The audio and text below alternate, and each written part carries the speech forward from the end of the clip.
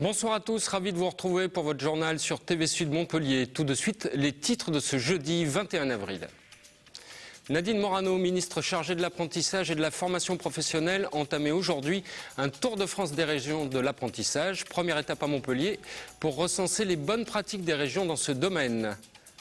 Nous parlerons sport et du foot évidemment. À 2 jours de la finale au Stade de France, nous sommes allés voir du côté de la commanderie comment les Marseillais espéraient conserver leur titre. Enfin, Michel Tisser est notre invité ce soir. Le bâtonnier de l'Ordre des avocats de Montpellier nous expliquera pourquoi la réforme de la garde à vue est complexe à mettre en place et à assumer à la fois par les services de police et par le corps des avocats.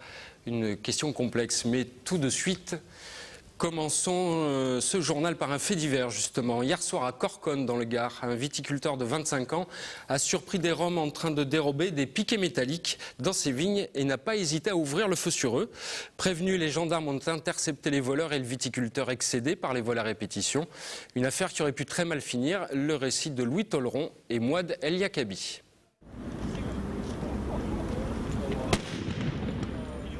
Du feu pour exprimer leur soutien et leur exaspération après un énième vol. Une cinquantaine d'agriculteurs se sont mobilisés pour exprimer leur soutien aux jeunes producteurs. Ils se sont regroupés devant la gendarmerie de Castelnau-le-Lez avant de rallier le palais de justice où l'agriculteur a été déféré cet après-midi. Il y a eu pas mal d'antécédents, des plaintes ont été déposées par un petit peu tous les agriculteurs, un peu partout en France et notamment par chez nous dans la région. Donc j'espère que les personnes qui ont été interpellées et qui ont fait ces méfaits de vol et qui sont à répétition seront sérieusement sanctionnées. Ouais. Actuellement, il y a des gens qui se croient tout permis, qui rentrent sur nos propriétés par effraction pour voler en fait des biens qui ne leur appartiennent pas. Et donc on est là juste par solidarité et pour montrer notre soutien à Stéphane. Tout a commencé hier soir à Corconne lorsqu'un des voisins de l'agriculteur le prévient du vol. Un de trop, il se précipite vers son hangar. Il y a eu une course-poursuite et cet agriculteur excédé par ce vol de métaux et par un ensemble de vols qu'il aurait touché ainsi que ses collègues a ouvert le feu sur un des deux fourgons qui lui avait volé les piquets. Les vols se sont accentués dans la région, particulièrement depuis la flambée des prix du métal, mais les autorités affirment faire le nécessaire. Nous sommes sujets, comme d'autres départements, à des vols de métaux, mais un plan départemental est mis en œuvre qui consiste à contrôler l'ensemble de la profession d'écoulement des ferrailles et puis des plans de surveillance à la fois préventifs et répressifs pour lutter contre ces trafics. Le jeune agriculteur a été relâché vers 17h30. Sous contrôle judiciaire, son procès aura lieu le 6 juin. Bonsoir Michel Tisser, vous êtes bâtonnier de l'Ordre des avocats de Montpellier. Cette affaire, sans vous demander votre avis sur les faits, cette affaire, elle est en plein dans la réforme de la garde à vue. Ce viticulteur a été placé en garde à vue aujourd'hui par les services de gendarmerie. Quels sont ses droits maintenant que la réforme du 15 avril est entrée en application ? Alors il aurait été placé en garde à vue quand même. Bien sûr. Donc ses droits sont modifiés, mais ils étaient en tout cas en germe déjà existants, de deux sortes. D'une part, le droit de garder le silence, mais ça ne veut pas dire qu'on force les gens à se taire. C'est simplement que d'après la Convention européenne de sauvegarde, on ne peut pas contribuer soi-même à son incrimination sans être clairement éclairé, si je puis dire, en tout cas sans faire attention à ce que l'on dit et sans se forcer à s'incriminer et à avouer des faits qui n'ont pas été commis. Pour autant, aujourd'hui, ce qui se passe, c'est qu'un texte a été voté le 14 avril, qui est une réforme de la procédure de garde à vue, qui a été obligatoirement organisée en urgence parce que la Cour de cassation, le Conseil constitutionnel et la Cour européenne des droits de l'homme ont invité fermement la France à mettre ces textes en conformité avec les traités, les textes internationaux et internes. Et donc, ça veut dire aussi que non seulement le gardé à vue peut garder le silence s'il le souhaite, mais surtout être assisté dès le premier instant et de manière effective par un avocat. Et là, nous avons des interprétations un peu différentes du côté des avocats et du côté à la fois des parquets et des services de police. Justement, dans les commissariats, dans les gendarmeries, comment ça se passe? Parce que maintenant, les avocats sont présents dans ces lieux-là beaucoup plus souvent qu'auparavant. Alors auparavant, on passait une demi-heure avec le gardé à vue, on lui disait bonjour, ça va, vous avez le médecin, point. Aujourd'hui, nous sommes appelés dès qu'il y a effectivement une garde à vue, nous avons 2 heures pour arriver et nous avons la faculté, d'après le texte voté, mais qui devrait entrer en vigueur que le 1er juin, qui est cependant appliqué par anticipation depuis le 15 avril, nous pouvons entretenir avec le gardé à vue pendant une demi-heure et ensuite assister à tous ces interrogatoires et assister aussi à toutes les confrontations qui peuvent être menées, soit avec d'autres personnes gardées à vue, soit avec les victimes. Et de notre point de vue, ceci est insuffisant parce qu'on ne respecte pas la Convention européenne qui implique que nous soyons non seulement présents dans les interrogatoires, mais en capacité d'accéder au dossier du gardé à vue. Ce qui n'est pas le cas pour l'instant. Ce qui n'est pas le cas. En plus, vous n'avez pas le droit de poser de questions. Donc finalement, le gain pour le gardé à vue, c'est quoi dans cette affaire? Si, puisque malgré tout, d'une part, on a accès à ce qu'il a pu dire éventuellement dans d'autres circonstances, et puis on est à côté de lui lorsqu'il est interrogé. À la fin de l'interrogatoire, on peut faire des observations, y compris écrites d'ailleurs, dont on ne se prive pas en ce moment. Et on relit avec lui le PV, donc on nous a autorisé à relire le procès-verbal. Et on peut ainsi veiller à ce que l'enquête se déroule de manière très complète, en tout cas au stade des interrogatoires. Ça se passe très bien avec les services de police et de gendarmerie. Simplement, ils n'ont pas l'habitude de nous voir aussi longtemps, c'est très clair, ce qui génère des complications considérables d'organisation. Oui, les lieux ne sont pas obligatoirement adaptés à votre présence sur le long terme. Il n'y a aucune adaptation qui était anticipée. Donc c'est assez compliqué. Là, dans le cas de notre agriculteur dont on parlait tout à l'heure, on est dans une affaire relativement simple, mais quand c'est une affaire qui implique des mineurs, des étrangers, ou dans l'assistance aux victimes, comment ça se passe? Alors, nous avons la chance quand même à Montpellier d'être un barreau assez important et très organisé depuis beaucoup d'années, avec une commission pénale et une permanence pénale, en sorte qu'il y a des avocats qui sont spécialistes. Donc lorsqu'on a des mineurs qui sont en garde à vue, ça a été le cas ce week-end, un avocat qui est intervenu, avocat de l'enfant, un avocat spécialiste. On a eu aussi des étrangers, donc on fait intervenir des avocats spécialisés en droit des étrangers qui ont une vision plus précise, bon un peu pénaliste aussi, plus précise de la situation. Et également nous avons une plateforme SOS Victimes qui est prête à intervenir. C'est une nouveauté et là nous ne privons pas d'avoir rappelé un peu partout que nous étions présents aussi, puisque nous assistons les victimes si elles sont confrontées à leurs auteurs. Il suffit donc que la victime manifeste son intention d'être assistée et nous répondons aussitôt présents pour être à côté d'elle. Du point de vue de la rémunération, quand on en a les moyens, on fait appel à son avocat et on le paye selon son barème d'honoraires. Mais quand on n'en a pas les moyens, justement, ça vous demande beaucoup de travail. Comment se passe la rémunération? Ça semble un peu insuffisant selon vous? Alors, le gardé à vue qu'un avocat qui choisit son avocat, pas de difficulté. Pour les personnes qui n'ont pas d'avocat habituel ou qui n'ont pas du tout les moyens de payer un avocat, ils ont droit à un avocat désigné, commis d'office en quelque sorte. Et bien sûr qu'il fallait prendre en compte ce coût de ce financement d'accès aux droits en matière de garde à vue.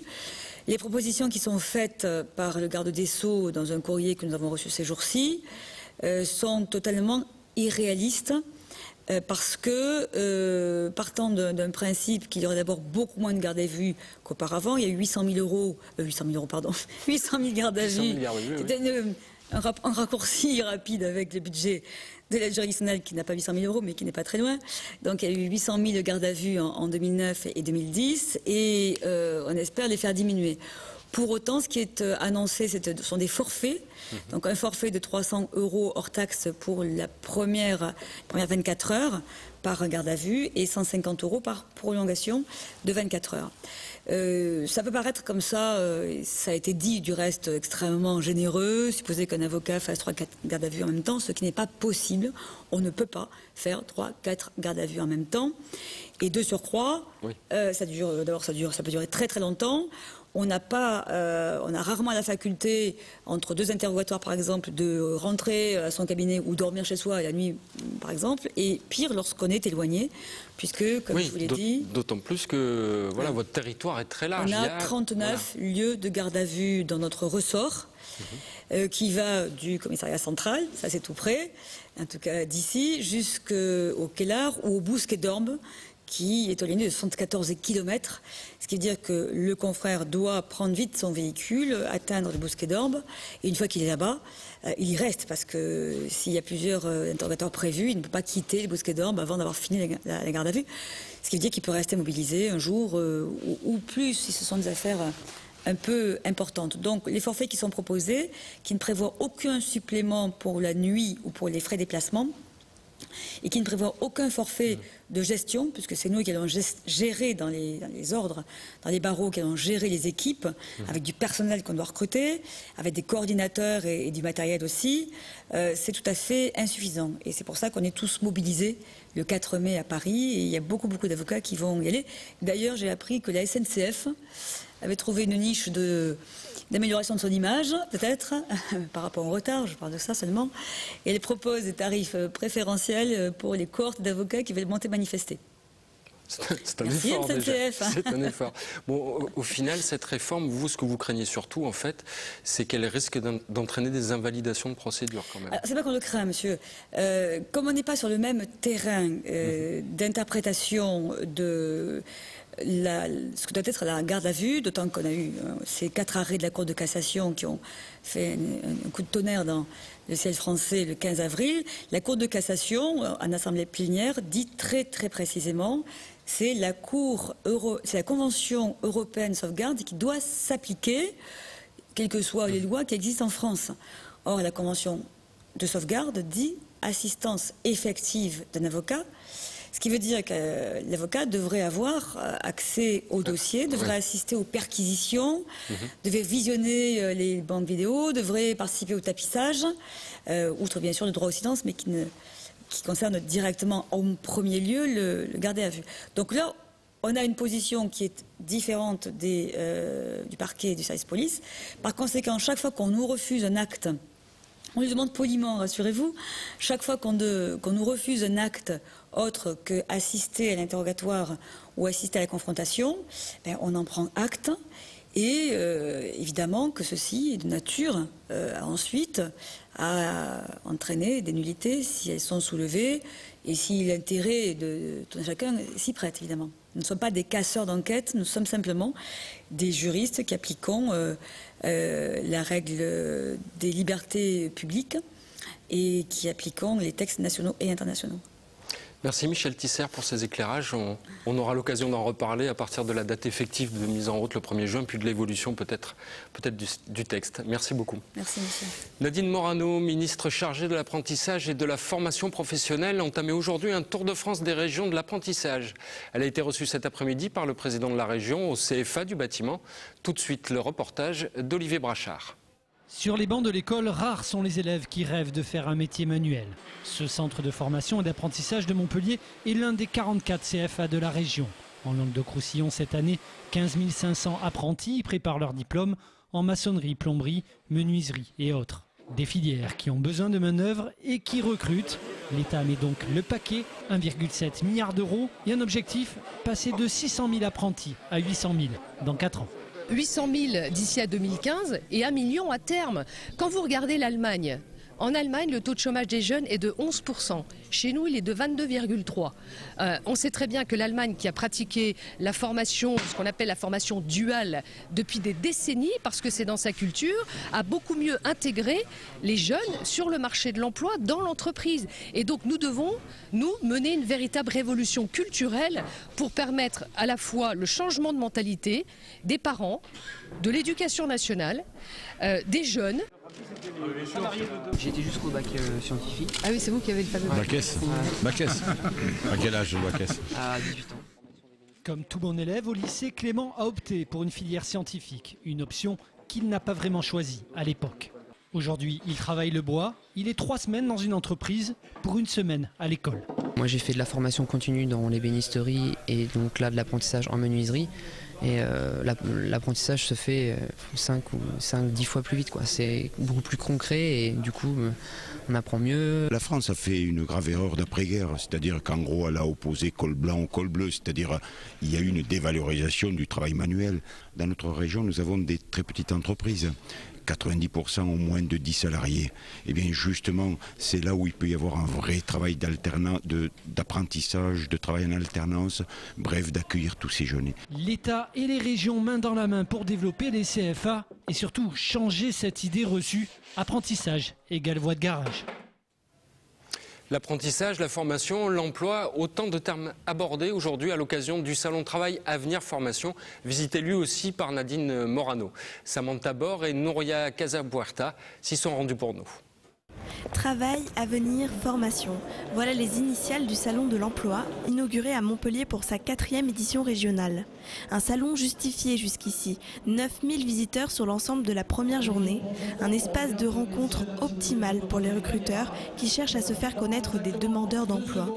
La nouveauté cette année, la présence des organismes de formation sur le site et 20 pôles d'intérim qui embauchent en CDD pour faire face aux difficultés du chômage et à la nécessité de trouver un emploi. Le concept est intéressant parce que c'est vrai que trouver des entreprises, par exemple, je prends mon cas, pour un contrat en alternance, c'est compliqué. Donc là, on a vraiment l'occasion de retrouver des formateurs, des entreprises et voilà.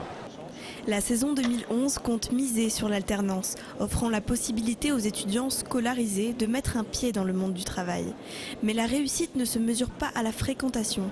L'obligation des demandeurs d'emploi, se tenir dans les meilleures conditions pour pouvoir se vendre. Les gens se contentent de venir déposer un CV et ne font pas un vrai acte de candidature en montrant leur motivation, en montrant leur vraie envie, qui pourrait faire changer effectivement un regard de recruteur sur leur parcours, qu'ils soient dans ce qu'on cherche ou pas. Mais en tout cas, voilà, c'est ce qui manque aujourd'hui de la plupart des gens qu'on a pu recevoir. Mais avec une bonne préparation pour les chercheurs d'emploi, le TAF est un bon outil. En proposant des offres d'emploi CDD ou CDI qui s'adressent à tous les profils, il offre l'égalité des chances, une réussite le plus souvent pour les recruteurs et une solution de remplacement aux recherches traditionnelles pour les demandeurs. L'avantage qu'ils ont ici, c'est qu'ils vont trouver en un espace, le hall là peut paraître grand, mais en même temps c'est un espace tout petit, puisque au lieu de faire Montpellier, le département de l'Hérault dans tous les sens, ils ont réuni ici à la fois des entreprises et des centres de formation qui peuvent répondre à leurs questions sur un espace qui reste raisonnable et qu'ils peuvent faire dans la journée, quoi. La région Languedoc-Roussillon a décidé de booster ses interventions. Région qui multiplie son besoin en main-d'œuvre à l'approche de la période estivale. Parlons sport maintenant. Les filles du BLMA disputent ce soir le match aller des demi-finales du championnat de France de basket. Elles reçoivent Bourges, qui n'a perdu que 2 fois cette saison, à chaque fois contre les filles de Valérie Demory. Cela suffira-t-il pour se qualifier en finale? Début de réponse demain dans notre journal, avec le résumé d'Olivier Brachard. À 2 jours de la finale de la Coupe de la Ligue, nous sommes allés du côté de la commanderie avec nos confrères de la chaîne Marseille pour la dernière conférence de presse de l'Olympique de Marseille avant son départ pour Paris. Un récit de Bastien Amalou. Le jour J arrive à grands pas. Pour cette deuxième confrontation en 2 semaines, une atmosphère spéciale sera présente pour cette finale. Pour l'instant, avantage Marseille, mais les Phocéens restent vigilants. On est mieux dans nos têtes, on est relâché, on est serein, mais on sait qu'aussi on s'est fait quand même un peu peur quand même là-bas, donc c'est aussi une bonne leçon à retenir pour ce match de samedi. Après une rencontre difficile pour les Olympiens au stade de la Mosson, les coéquipiers de Benoît Chéroux savent à quoi s'attendre. Ils nous ont quand même mis en difficulté pendant 1 heure. Ils sont bien organisés défensivement, très disciplinés, et puis devant ils ont quand même des arguments à faire valoir aussi, donc va falloir être solide et encore plus concentré. L'Olympique de Marseille, tenant du titre, souhaite ramener une nouvelle fois cette coupe sur la Canebière. Cette finale est très attendue par tout le peuple marseillais. Des matchs au Stade de France, on n'a pas l'occasion d'en jouer tous les week-ends. C'est une finale, c'est un titre, donc c'est très important. C'est sûr qu'on aimerait tous jouer la finale de la Ligue des Champions à la place de la finale de la Coupe de la Ligue, mais c'est quelque chose de très important pour nous. Une finale qui tient toutes ses promesses. Les 2 clubs ont le soutien de tous leurs supporters. Samedi soir, le Stade de France connaîtra un duel de sudistes. Les deux régions attendent impatiemment le rendez-vous.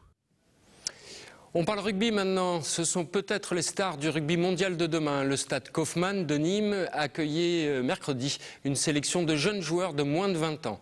Avec d'un côté en rouge une équipe d'Afrique du Sud, de l'autre en bleu, des jeunes joueurs du sud de la France. Un reportage d'Olivier Michel. Des rugbymen sud-africains sur la pelouse du stade Kaufmann, l'image est assez rare et on la doit au tournoi des deux hémisphères. Une compétition de moins de 20 ans dont les deux premières éditions se sont déroulées en Afrique du Sud.